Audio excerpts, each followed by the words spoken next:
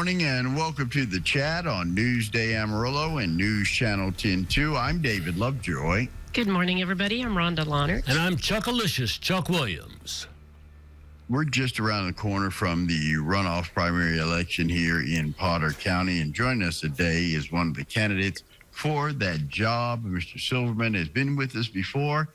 He wants to be your next 108th district judge. Sam Brown Silverman joins us this morning. Mr. Silverman, how you doing today? I'm fine. Thank you for having me. Anytime. Mr. Silverman, this campaign, and you had to do the runoff, so that kind of extended it. What are you hearing from the people that you're going out? I see you out and about in the community. I see you talking to a lot of folks. What are people looking for when we talk about our bench? What are people looking for? What are they wanting? They want a number of things. I'm block walking. People want someone who's committed to limited government, term limits, and someone who will actually work hard on the bench. Now, what are some of the priorities you see as you are seeking this appointment? I'm sorry, what are the what? Some of your priorities. Oh, my priorities is to move the docket along fairly, justly, making sure that I take the conservative values that a lot of people who are supporting me wish for me to take to the bench, that the law simply be applied, and that there's no legislating from the bench.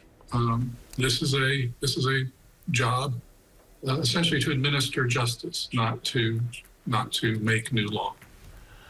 When we talk about administering justice, there's an old saying that justice isn't necessarily right, but it is the law. But still, you have to incorporate two or three instances of one or the other into it. Do you feel you're prepared to do that, sir? Yes, I do. I have faith in our legislature, and I have faith in our political process. And one of the very delicate issues in any judicial position is being able to apply the law, trusting the legislature, knowing that judicial powers is actually limited. The purpose is to apply the law that the process has put together. And unless there is some very rare situation that applying the law and doing justice are the same thing. Mr. Silverman, you've taken a unique stance because you don't see this a lot, especially in candidates. The term limits. Why is that such an important thing for you? Well, I'll try to keep this short. I believe in limited government. Take all the time you want. Take all the time you want. I believe in limited government. And part of limited government is understanding that office holders should themselves be limited in the time that they serve the people. I use George Washington as a good example, first president of the United States.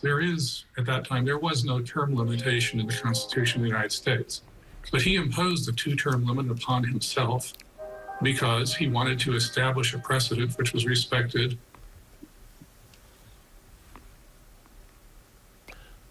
thereafter, that folks should serve only a limited amount of time, and that is something that I admire a great deal and I wish to carry to the bench, that understanding that the service to the people is not an unlimited exercise. It's supposed to be, we're supposed to be answerable to the people. And I believe very strongly in that. That's why I'm backing and imposing term limits on myself. Yeah. Yeah, that's remarkable in this day and age. Well, we have had you on before, and we, want to give just another chance for you to talk about your background and how you have served the public in the past and how that can carry you forward in the future if elected. Well, my experience as a lawyer for over 34 years, particularly in the fields of criminal law and civil matters, including family, tax, and real estate issues, is particularly suited to this court because that's exactly what this court does. Approximately 3/4 of its docket are criminal cases, and that's about what my personal docket looks like. And I've handled all the other kinds of cases: civil litigation, family matters, property issues, tax suits. And those are things that are in this court. I believe that I am qualified because of my experience in these matters. Has there been anything, like, let's say, from your past experiences that has possibly changed down the line that you would have to take into consideration in dealing with some of the criminal cases that come before you? Well, I've handled many criminal cases. I know it's in the hundreds that I've handled. I understand that each case and each defendant and each situation is unique. While the law is consistent and there is a requirement for the courts to follow the law, there is also a moral obligation to do justice.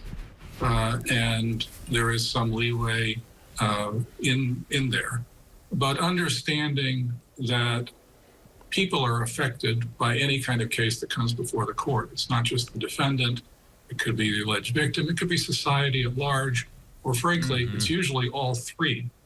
And that is something that has to be balanced very carefully. And I believe that after handling many cases that I am suited to appreciate it. This is not some sort of academic exercise for me. I think I'll be able to bring some very good real world experience to the bench that will serve the people of Potter County well. Early voting is going on right now in Potter County. Of course, Tuesday, the 28th is election day. Mr. Silverman, an effort and a chance right here to address the community. Why are you the man for the 108th District Judge seat? I believe that the people of Potter County deserve justice, which includes speedy trials. I believe the cases need to be disposed of because there's a backlog, which is costing the taxpayers of Potter County thousands of dollars a day just in housing folks at the jail.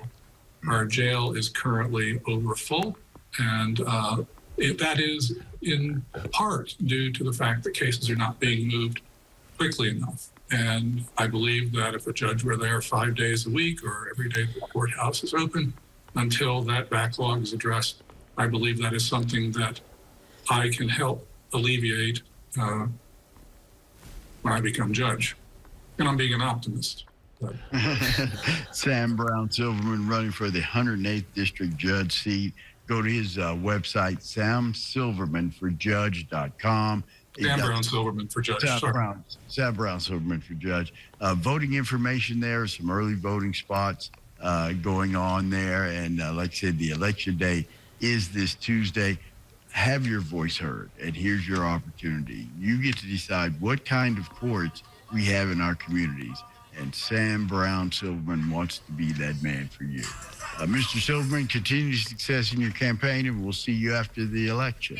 I look forward to it, and thank you again for having me. It's always a pleasure to be here with you. Anytime, Mr. Silverman. We'll take a quick break. We're back with more chat right after this.